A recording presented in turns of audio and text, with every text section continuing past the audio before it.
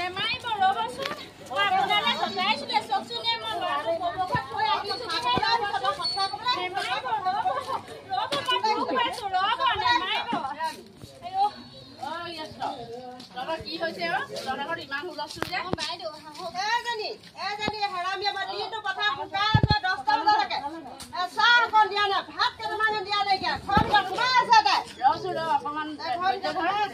কি হ'ল কথাটো ৰচোন ইমান সেৱা কৰিছ কি হ'ল তই এই মানুহজনী এনেকুৱা মানুহজনী মৰি আছে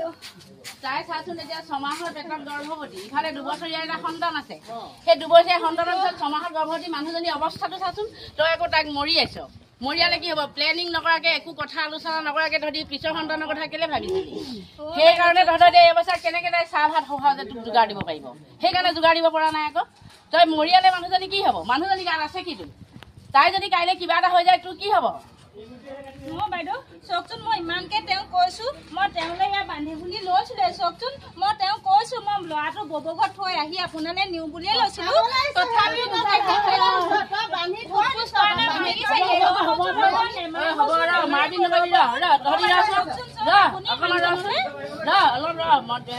নিজে তহঁতৰ ভুলৰ কাৰণে এই অৱস্থা হৈছে এতিয়া তহঁতৰ নিজৰহে ভুল নোহোৱাকৈ তেনেকৈ কেলে কি কবি খবৰ নাই আমাৰ এজনী মেডিকেলত ভৰ্তি কৰিলে বুজিছানে গা ভালে কি হ'ল ক'ব নাজানো আৰু আজি ফোন কৰিছে মেডিকেলৰ পৰা বোলে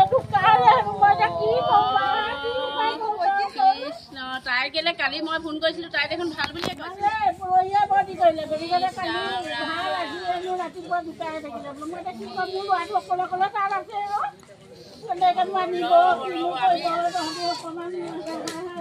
আমি কিবা এটা চিন্তা কৰিব লাগিব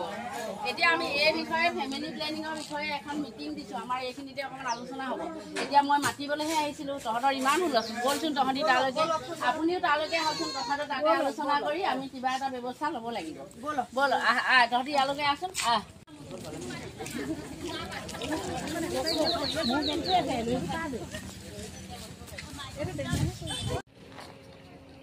আজি উপস্থিত আমাৰ এই কুন্তলী গাঁৱৰ আই মাতৃসকল আৰু গৰ্ভৱতী আপোনালোকৰ মাজলৈ আহিছোঁ আমাৰ অহাৰ উদ্দেশ্যটো হৈছে কি যে পৰিয়াল পৰিকল্পনাৰ বিষয়ে অকণমান আজি আপোনালোকৰ মাজত আলোচনা কৰিম আমি সমাজৰ যিকোনো এটা কাম বা ঘৰৰ যিকোনো এটা কাম পৰিকল্পিতভাৱে কৰিলেহে আমি সফল পোৱা যায় পৰিকল্পনা নোহোৱাকৈ কামখিনি কৰিলে সদায় জীৱনত আমাৰ বিশৃংখল হয় গতিকে সেই ক্ষেত্ৰত আমি পৰিয়ালৰ ক্ষেত্ৰতো আমি কেনেকৈ পৰিকল্পিতভাৱে আগবাঢ়িব লাগে সেই বিষয়ে আজি আমি অকণমান আলোচনা কৰিম সেই বিষয়টো আপোনালোকৰ মাজত বিস্তাৰিতভাৱে বুজাম যে আপোনালোকে আৰু কেতিয়াও গৰ্ভধাৰণ কৰিব নোৱাৰিব আৰু অস্থায়ী পদ্ধতিত কি হয় যিমান দিনলৈকে আপোনালোকে দ্বিতীয় সন্তানটো নিবিচাৰে তেতিয়ালৈকে আপোনালোকে গৰ্ভধাৰণ নোহোৱাকৈ ৰাখিব পাৰে এয়া চাওক এই প্ৰথম এই 2 3 4 5 6 7 এইকেইটা হৈছে আমাৰ কি কয় অস্থায়ী পদ্ধতি থাকিব লাগিব তেতিয়াহে আপোনালোকে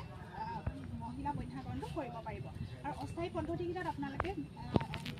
নৱদম্পতি ব্যৱহাৰ পৰা